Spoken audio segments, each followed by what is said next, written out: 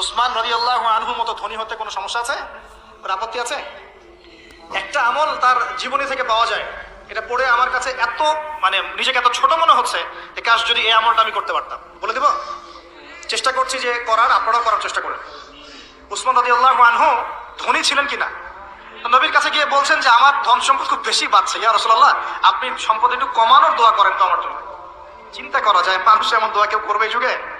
আচ্ছা, নবী সাল্লাল্লাহু আলাইহি ওয়াসাল্লাম বললেন তুমি উটের পিঠে, গাধার পিঠে খাওয়া দাওয়া করো, ঠিক আছে, খাওয়া দাওয়া করো।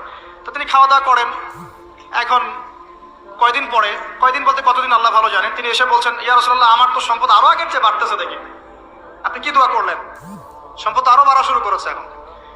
তখন তিনি বলছেন যে তুমি যখন খাও তখন তোমার হাত থেকে যদি খাবার পড়ে যায় তুমি কি করো? তখন তিনি বলেছেন আমি আমার হাত থেকে খাবার যদি পড়ে যায়, একটা দানাও যদি পড়ে যায়, আমি উটের পিঠ থেকে নেমে সেই খাবারটাকে তুলে পরিষ্কার করে তারপর খাই। উসমান রাদিয়াল্লাহু আনহু এত ধনী মানুষ, তিনি প্রতি বেলায় 100 মানুষকে খাওয়াতে পারেন, কোনো সমস্যা নেই। তিনি একাই তাবুকের যুদ্ধে 30,000 সৈন্যের দায়িত্ব নিয়েছেন। 30,000 সৈন্য 3 মাস যাবে, যাত্রা বিরতি করবে, খাবে দাবে, তাদের ঘোড়া অস্ত্রশস্ত্র সব দায়িত্ব একজন ব্যক্তি বহন করেছেন, ওসমান রাদিয়াল্লাহু আনহু।